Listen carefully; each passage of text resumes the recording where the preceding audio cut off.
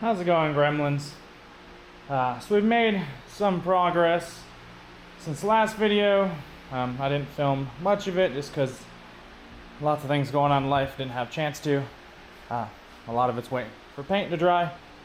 Do have the motor fully assembled. Valve covers is painted. All the coils, coil packs, everything is here. I got all the wiring harness hooked up. Hopefully the injector harness works. I did have to splice some of the wires together, unfortunately, just due to the clips on the previous harness being broken. So I had to use the second harness I had laying around and splice the stuff off of that. I was missing one of these. I did find a hose that works. It's for the air idle control valve. So hopefully this will work. And I was also missing this hose up top. I just used a, probably shorten that side a little bit, 3/8 fuel line. It works. I did have a spring clip for it, or constant tension clip, whatever you want to call it. Everything isn't timed, all nice and pretty, looks good. So the only thing that's not really the best shape is this alternator, but that's because it's old, beat up, and used. But hopefully it works. I'm currently, we'll start over here, I guess. Working on the clutch plate. I did get a flywheel and a clutch and all the goodies from somebody else, so I got it all taken apart down there. So I'm cleaning up the plates and the hot spots.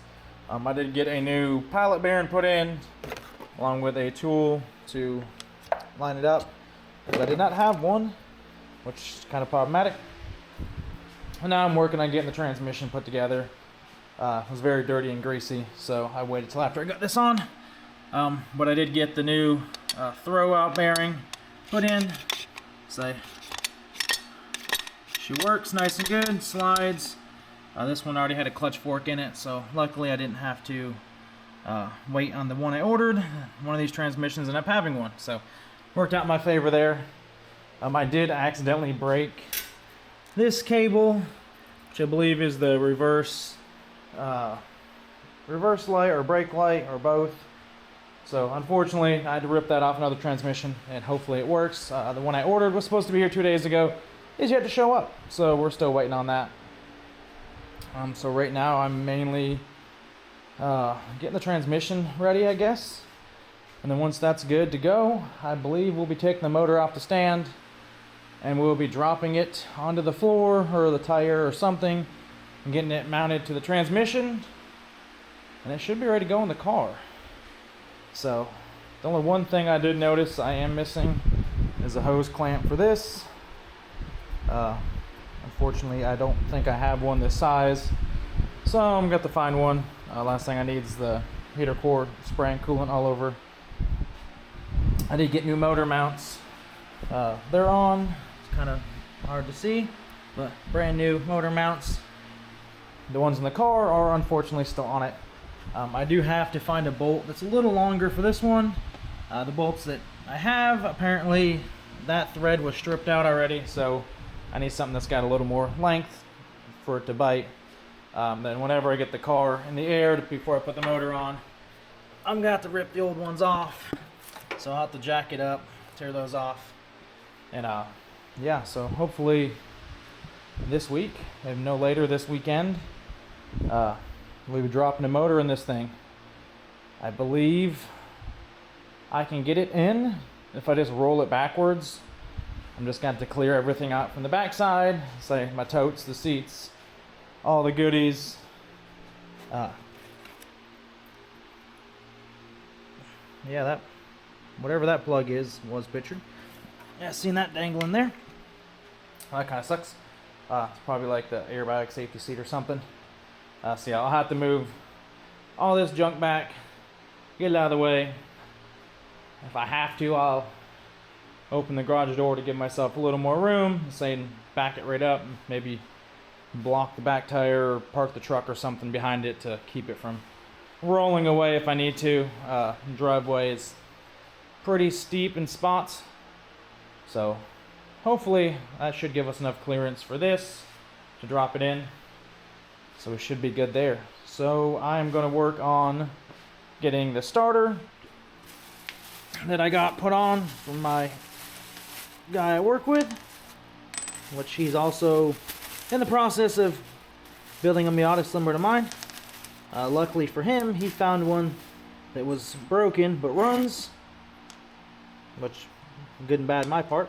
I found one that's broken and brokener. He found one that was broken and with minimal effort got to run. So good for him, crappy for me. Is what it is. So I've done a lot more work and he's running into problems, so I guess we'll both work out. Yeah, so I guess I'm gonna try to set you guys up somewhere and try and figure out how this starter bolts up. I'm assuming it bolts into here, but I'm also not 100% positive. So I got the bracket over there in the car. Oh, I'm stepping on something. Yeah, so here we go. So what's left of this mangled mess? Yeah, so starter goes in there. Which I guess I can probably put this bracket on it when I do the starter. She's pretty, don't know if you can see in the video or not. She's not very straight. Definitely was mangled. So might lay this down the floor and beat the heck out of it a little bit. Try and flatten it out first. So let's start working on that.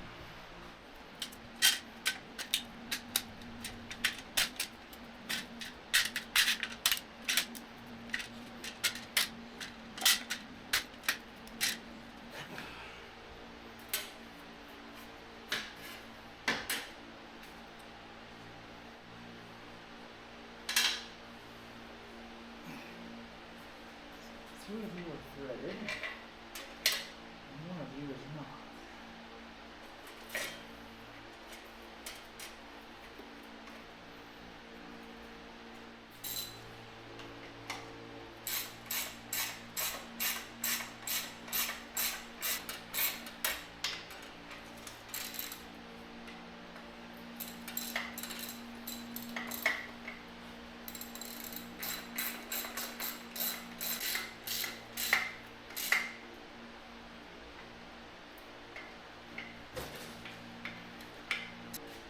That wasn't nearly as bad as I thought it was going to be.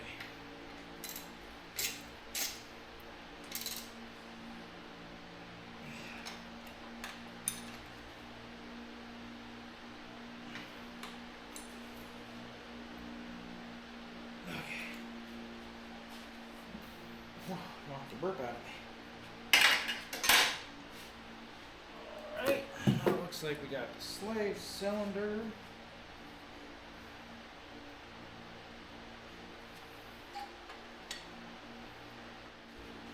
Okay, so these are 12s.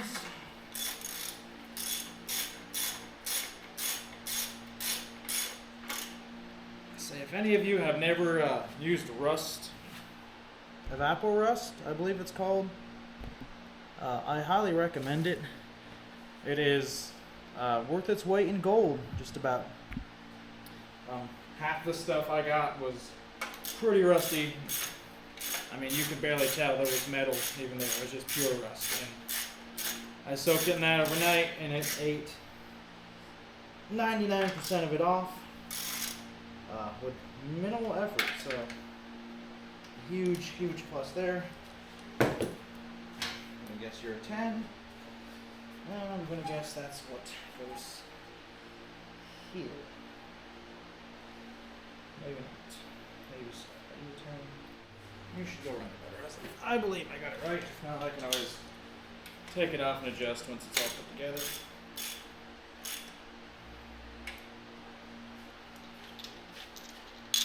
So what I'm looking at is this piece here,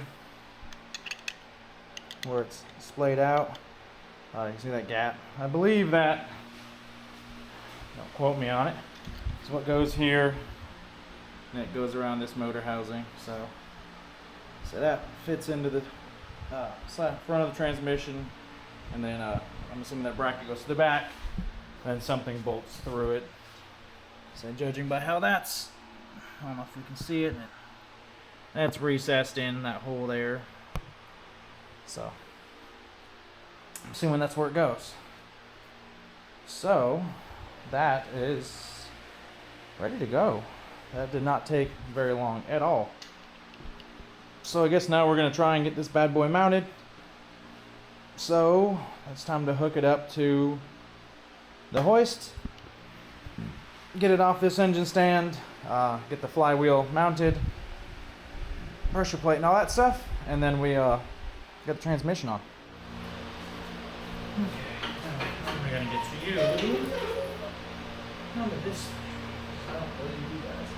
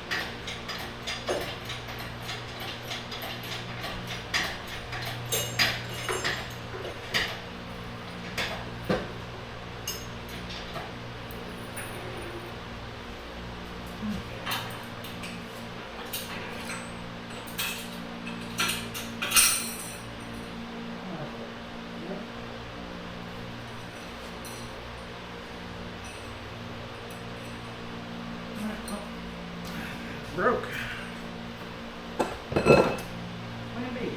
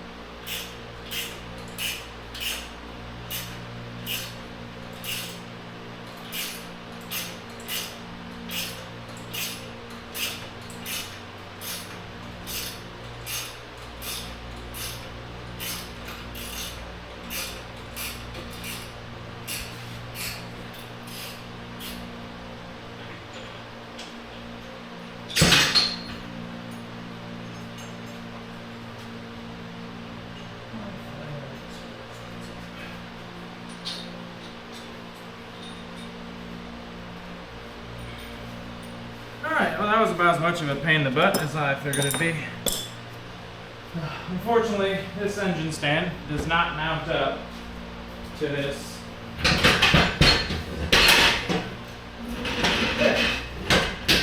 at all.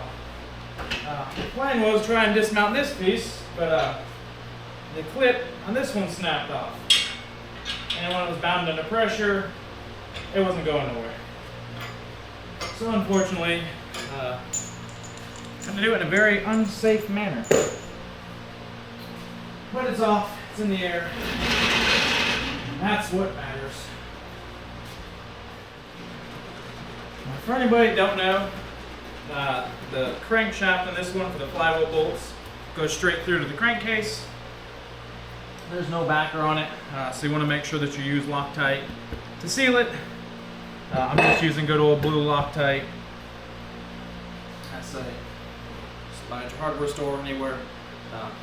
Any Loctite's expensive, but if you can get some, especially if you're working on a lot of projects, it's amazing to have. So I would try to make sure it goes all the way around the threads, just for that safety's sake of the seal. Hopefully. Happen.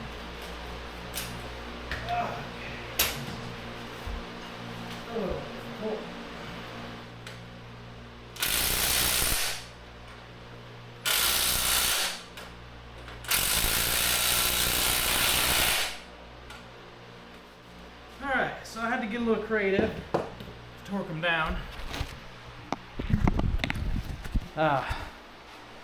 Just took a bolt.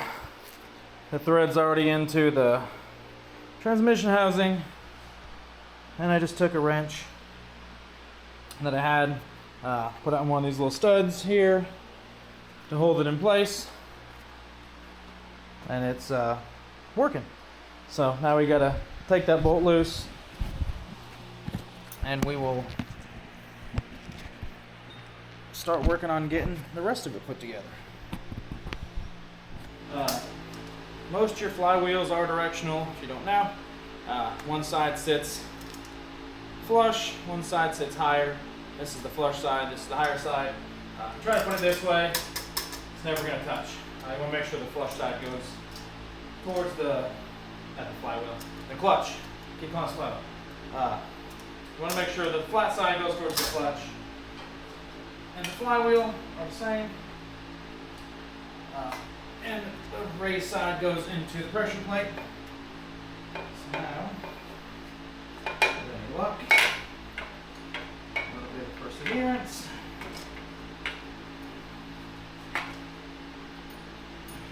Get this thing lined up.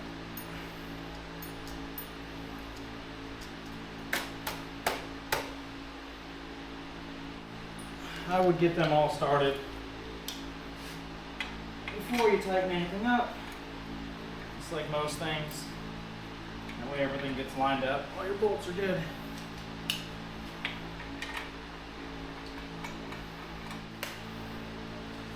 Alright, now the important part, the pain. I'm going to look at it. Just trying to make sure that this bad boy is lined up the best you can. So it seems to be pretty snug fit in there, so I think we're okay. Looks about the same circumference all the way around. So we're just going to kind of do a star pattern across of it.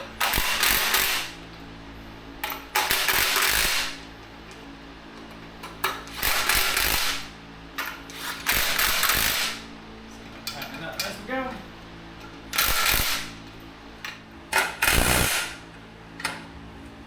I think I got them all, so I'm just going to start here, work my way around. They should be like 20-some foot-pounds, so whatever this little baby impact can do should be plenty.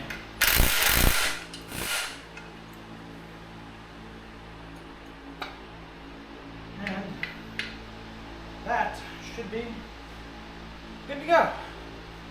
Hopefully. I mean, ultimately we'll find out once the transmission's in, it's in the car. I don't really like how tight that is though. Something don't fit right. So I'm gonna have to figure this one out, because every time I tighten it up, it pushes the forks in.